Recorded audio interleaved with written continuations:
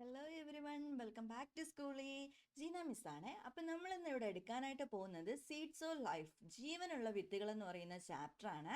അപ്പോൾ ഇതിലുള്ള എല്ലാ ഇമ്പോർട്ടൻ്റ് ആയിട്ടുള്ള കൺസെപ്റ്റ്സും ഒരു 15 മിനിറ്റ്സ് കൊണ്ട് നമ്മൾ കവർ ചെയ്യാനായിട്ട് പോവുകയാണ്. അപ്പോൾ ഇനിയും നിങ്ങൾ ആരെങ്കിലും ഈ ചാനൽ സബ്സ്ക്രൈബ് ചെയ്യാതെയാണ് കാണുന്നെങ്കിൽ എത്രയും വേഗം സബ്സ്ക്രൈബ് ചെയ്യുക ആൻഡ് ലൈക്ക് ചെയ്യുക, നിങ്ങളുടെ കൂട്ടുകാർക്കൊക്കെ ഷെയർ ചെയ്ത് കൊടുക്കുക. അപ്പോൾ നമുക്ക് ചാപ്റ്റർ സ്റ്റാർട്ട് ചെയ്യാം. സീഡ്സ് ഓഫ് ലൈഫ്, ജീവനുള്ള വിത്തുകൾ. വിത്തുകൾ എന്ന് പറയുന്ന അല്ലെങ്കിൽ സീഡ്സ് എന്ന് പറയുന്നത് നമുക്ക് വളരെ ഫെമിലിയർ ആയിട്ടുള്ള ഒരു സാധനമാണ് അല്ലേ. നമ്മുടെ പുതിയ പ്ലാന്റ്സ് ഒക്കെ നമ്മൾ ഉണ്ടാക്കുന്നത് പുതിയ വിത്തുകളിൽ നിന്നാണ്. വിത്ത് മുളപ്പിച്ചാണ് നമ്മൾ എന്താക്കി മാറ്റുന്നത്, പ്ലാന്റ്സ് ആക്കി മാറുന്നത്. അപ്പോൾ ഈ വിത്ത് മുളയ്ക്കാൻ, സീഡ്സ് ജെർമിനേറ്റ് ചെയ്യാനായിട്ട് എന്തൊക്കെ അത്യാവശ്യ ഘടകങ്ങളാണ് വേണ്ടത്? സോയില് വേണം, വാട്ടർ, എയർ, സൺലൈറ്റ്, ഇതെല്ലാം വേണം അല്ലേ. മണ്ണ്, ജലം, വായു, സൂര്യപ്രകാശം, ഇതെല്ലാം ഉണ്ടെങ്കിൽ മാത്രമേ എന്ത് ചെയ്യുള്ളൂ, ഒരു സീഡ് ജെർമിനേറ്റ് ചെയ്യുള്ളൂ. അപ്പോൾ നമ്മുടെ ഡൗട്ട് എന്താണെന്ന് വെച്ച് കഴിഞ്ഞാൽ, നമ്മുടെ ക്വസ്റ്റ്യൻ എന്ന് പറയുന്നത് ഇതാണ്: വിത്ത് മുളയ്ക്കാനായിട്ട് ഈ പറഞ്ഞ എല്ലാ ഫാക്ടേഴ്സും നമുക്ക് ആവശ്യമുണ്ടോ എന്നുള്ളതാണ്. സോയിലും വാട്ടറും എയറും സൺലൈറ്റും എല്ലാം കിട്ടിയാൽ മാത്രമേ വിത്ത് മുളയ്ക്കൂ എന്ന് എനിക്കൊരു സംശയം. അപ്പോൾ ആ സംശയം തീർക്കാനായിട്ട് നമുക്ക് എന്ത് ചെയ്യാം, ഒരു എക്സ്പെരിമെൻ്റ് കണ്ടക്ട് ചെയ്ത് നോക്കാം. അപ്പോൾ ആദ്യത്തെ എക്സ്പെരിമെൻറ്റിൽ നമ്മൾ എന്ത് ചെയ്യാണ്, സോയിലിനെ ഒഴിവാക്കുകയാണ്. ബാക്കി നമ്മൾ സൺലൈറ്റ് കൊടുക്കുന്നുണ്ട്. ഇവിടെ നമ്മൾ എക്സ്പെരിമെൻ്റ് എന്ന് പറഞ്ഞു കഴിഞ്ഞാൽ ഒരു പഞ്ഞിയിൽ കുറച്ച് വെള്ളം നനച്ചതിന് ശേഷം അതിലേക്ക് നമ്മൾ എന്ത് ചെയ്യാണ്, ഈ സീഡ്സ് വയ്ക്കുകയാണ്. അപ്പോൾ അതുകൊണ്ട് തന്നെ ഈ പഞ്ഞിയിൽ നമ്മൾ വെള്ളം തളിച്ചിരിക്കുന്നതുകൊണ്ട് തന്നെ സീഡ്സിന് എന്ത് കിട്ടുന്നുണ്ട്, ആവശ്യത്തിലുള്ള വാട്ടർ കിട്ടുന്നുണ്ട്. ഇതൊരു ഓപ്പൺ ഗ്ലാസ് ആയതുകൊണ്ട് തന്നെ ഇവിടേക്ക് എന്ത് കിട്ടുന്നുണ്ട്, സൺലൈറ്റ് വരുന്നുണ്ട്, അതെല്ലാം ലഭിക്കുന്നുണ്ട്. പക്ഷെ ഒന്ന് മാത്രമില്ല, എന്താണില്ലാത്തത്, സോയിലില്ല.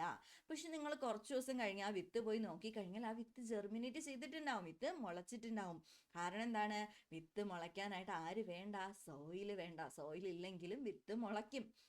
അടുത്ത് നമ്മൾ ഇതേ എക്സ്പെരിമെൻ്റ് വീണ്ടും കണ്ടക്ട് ചെയ്യാണ്. ഇപ്രാവശ്യം ഞാൻ ഒഴിവാക്കുന്നത് വാട്ടറാണ്, ജലം ഒഴിവാക്കി നോക്കുകയാണ്. അപ്പോൾ ഞാൻ ഈ സെയിം എക്സ്പെരിമെൻ്റ് ആണ്. ഒരു ഗ്ലാസ് എടുക്കുന്നു, അതിൽ നമ്മൾ എന്ത് ചെയ്യുന്നു, മണ്ണിടുന്നു, അതിനകത്ത് നമ്മൾ വിത്ത് വയ്ക്കുകയാണ്. അത് നമ്മൾ പ്രോപ്പറായിട്ട് സൺലൈറ്റും കൊടുക്കുന്നുണ്ട്. ആകെ ഒരാളെ മാത്രമേ നമ്മൾ ഒഴിവാക്കുകയാണ്, വാട്ടർ മാത്രം നമ്മൾ കൊടുക്കുന്നില്ല. എന്നിട്ട് നമ്മൾ ഈ എക്സ്പെരിമെൻ്റ് ഒന്ന് ഒബ്സർവ് ചെയ്ത് കഴിഞ്ഞാൽ നിങ്ങൾക്ക് മനസ്സിലാവും, ഈ വിത്ത് ഒരിക്കലും മുളയ്ക്കില്ല. ഈ വിത്തിന് വെള്ളം കിട്ടാത്തിടത്തോളം കാലം എന്ത് ചെയ്യില്ല, ഈ വിത്ത് മുളച്ച് വരില്ല.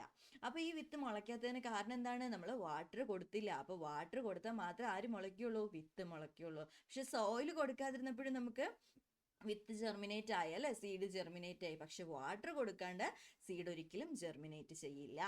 ദെൻ നമുക്ക് അതേ എക്സ്പെരിമെൻ്റ് ഒന്നും കൂടെ നമ്മൾ കണ്ടക്ട് ചെയ്യാണ്. ഇപ്രാവശ്യം നമ്മൾ ഒഴിവാക്കുന്നത് സൺലൈറ്റിനെയാണ്. നമ്മൾ സൂര്യപ്രകാശം കൊടുക്കുന്നില്ല, അതുകൊണ്ട് നമ്മൾ ആ ഗ്ലാസ് ഒക്കെ ഒന്ന് കംപ്ലീറ്റ് ആയിട്ടൊന്ന് കവർ ചെയ്യാണ്.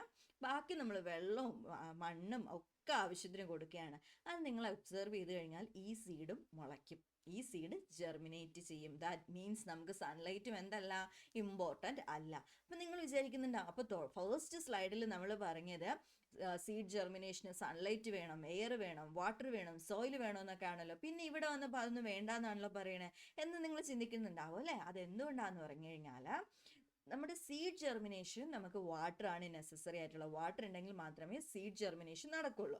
ബാക്കിയുള്ളവരൊന്നും നമുക്ക് ഇമ്പോർട്ടൻ്റ് അല്ല. പക്ഷെ ഒരു ഗുഡ് ജെർമിനേഷൻ, നല്ല രീതിയിൽ ഒരു ഗ്രോത്ത് ഉണ്ടാവണമെങ്കിൽ, നല്ല രീതിയിൽ ഫുഡ് പ്രൊഡക്ഷൻ നടക്കണമെങ്കിൽ ആര് വേണം, സൺലൈറ്റ് വേണം.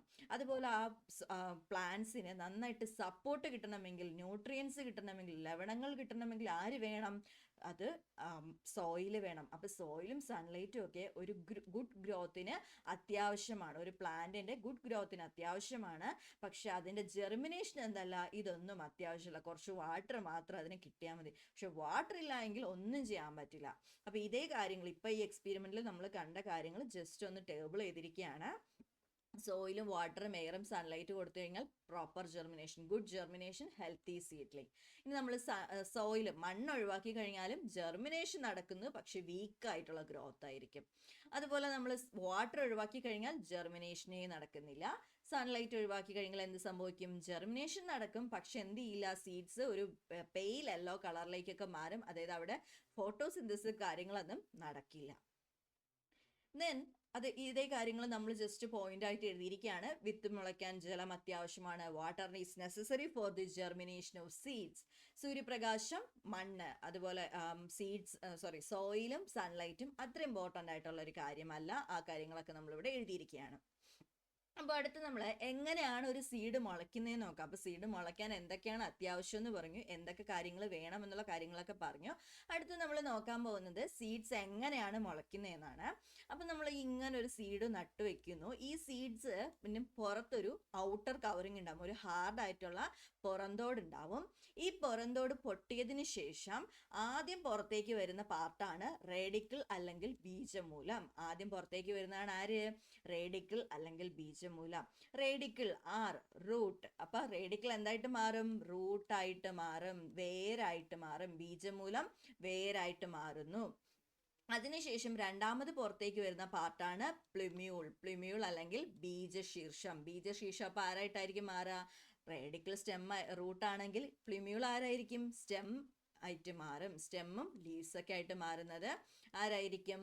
ബീജശീർഷം അല്ലെങ്കിൽ പ്ലിമ്യൂൾ ആയിരിക്കും. അപ്പോൾ ഇവിടെ വേറൊരു പാർട്ട് കിടക്കുന്നു അല്ലേ, കോട്ടിലിഡൻ. ബീജപാത്രം എന്ന് പറഞ്ഞിട്ട് വേറൊരു പാർട്ട് എഴുതിയിരിക്കുകയാണ്. എന്താണ് ഈ കോട്ടിലിഡൻ അല്ലെങ്കിൽ ബീജപാത്രം എന്ന് പറഞ്ഞു കഴിഞ്ഞാൽ, ഒരു പ്ലാന്റ് കംപ്ലീറ്റ് ആയിട്ട് ഗ്രോ ചെയ്ത് കഴിഞ്ഞാൽ മാത്രം എന്ത് ചെയ്യുള്ളൂ? ആ പ്ലാന്റിൽ ഫോട്ടോസിന്തസിസ് നടക്കുള്ളൂ, പ്രകാശ സംശ്ലേഷണം നടക്കുള്ളൂ.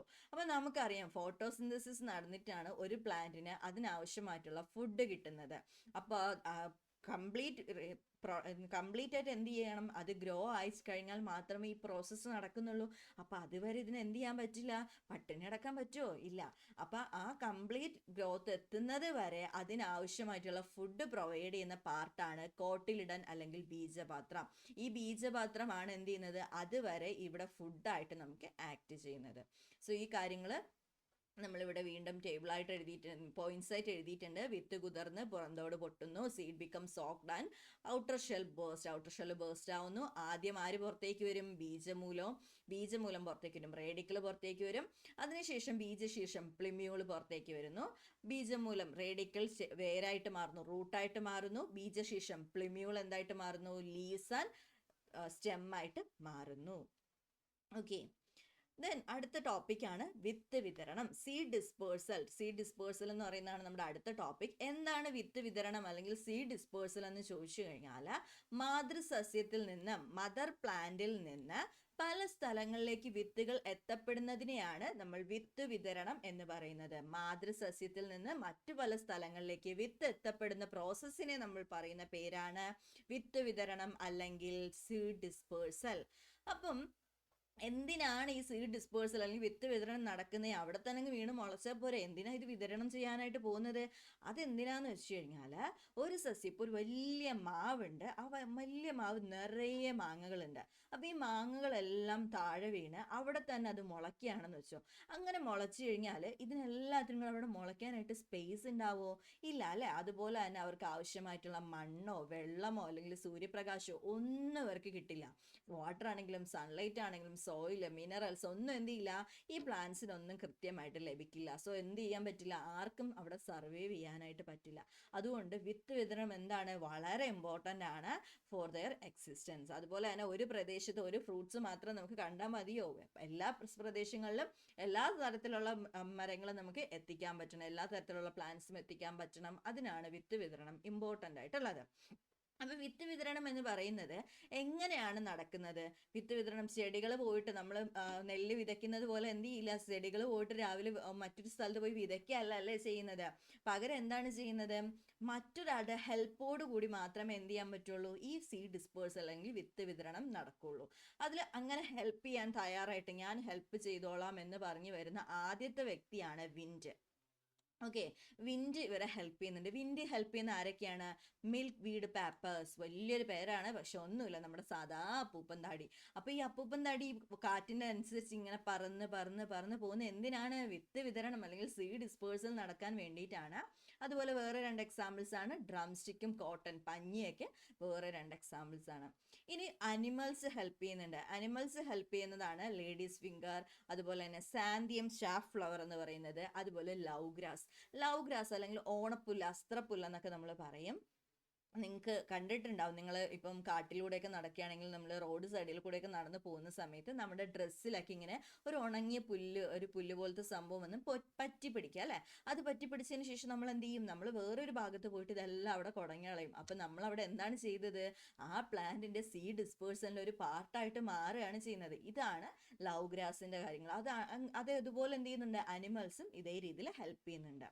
ഇനി അതേസമയം കോക്കനട്ട് നോക്കിക്കഴിഞ്ഞാൽ വലിയൊരു ഫ്രൂട്ടാണ് അല്ലേ, വലിയൊരു സീഡാണ് കോക്കനട്ട് എന്ന് പറയുന്ന കോക്കനട്ടിന്റെ സീഡ് എന്ന് പറഞ്ഞ ഒരു ചെറിയ സീഡല്ല.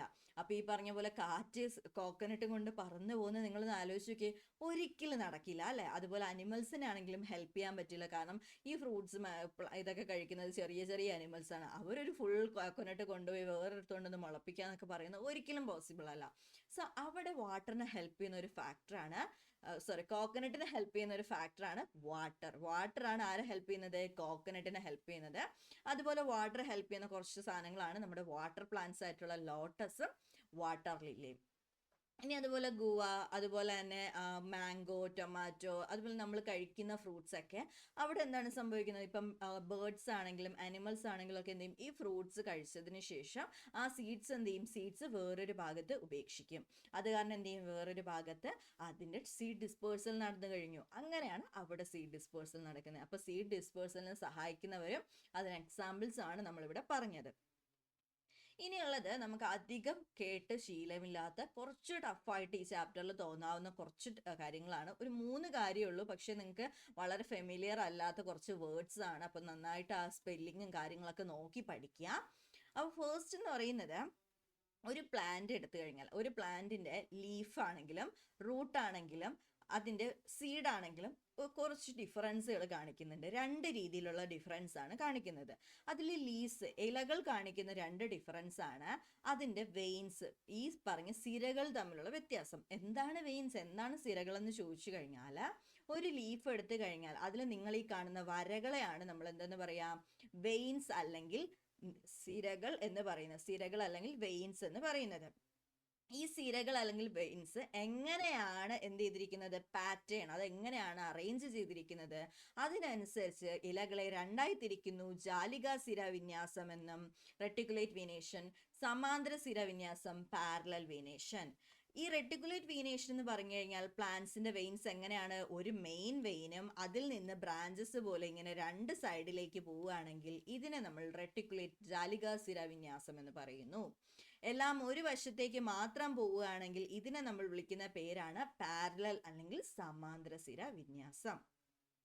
ഇനി അതേസമയം ഈ ചില പ്ലാന്റ്സിന്റെ റൂട്ട്സ് എടുക്കുകയാണ്. ഇനി ഒരു റൂട്ട് എടുക്കുന്ന സമയത്ത് ഒരു റൂട്ട് ഇങ്ങനെ വന്നിട്ട് അതിൽ നിന്ന് കുറേ ബ്രാഞ്ചസ്, അതിൽ നിന്ന് വീണ്ടും ബ്രാഞ്ചസ്, ഈ രീതിയിൽ നമ്മുടെ ലീവ്സിന്റെ കാര്യം പറഞ്ഞ പോലെ തന്നെ ഒരു മെയിൻ റൂട്ട് അതിൽ നിന്ന് ബ്രാഞ്ചസ് ആയിട്ട് പോവുകയാണെങ്കിൽ അതിനെ നമ്മൾ വിളിക്കുന്ന പേരാണ് ടാപ്പ് റൂട്ട് അല്ലെങ്കിൽ തായ്വേര്. ഈ റെട്ടിക്കുലേറ്റ് വീനേഷൻ കാണിക്കുന്ന എല്ലാ പ്ലാന്റ്സിന്റെയും റൂട്ട് എങ്ങനെ തന്നെ ആയിരിക്കും, ടാപ്പ് റൂട്ട് അല്ലെങ്കിൽ തായ്വേരായിരിക്കും. അതല്ലാതെ നമ്മുടെ റൂട്ട്സ് എന്ന് പറയുന്നത് ഇങ്ങനെ കുറേ ഫൈബർ ലൈക്ക് നാര് പോലുള്ളതാണെങ്കിൽ അതിനെ നമ്മൾ വിളിക്കുന്ന പേരാണ് ഫൈബ്രസ് റൂട്ട് അല്ലെങ്കിൽ നാരുവേര് എന്ന് നമ്മൾ പറയുന്നു. നാരുവേര്. റെട്ടിക്കുലേറ്റ് വീനേഷൻ കാണിക്കുന്ന എല്ലാ പ്ലാന്റ്സും ടാപ്പ് റൂട്ട് ആയിരിക്കും. ജാലിക സിര വിന്യാസം തായ്വേര്. സമാന്തര സിര വിന്യാസം പാരലൽ വീനേഷൻ ആണെങ്കിൽ ഫൈബ്രസ് റൂട്ട്, നാരുവേര്. ഇതാണ് റൂട്ടും ലീഫും തമ്മിലുള്ള ബന്ധം.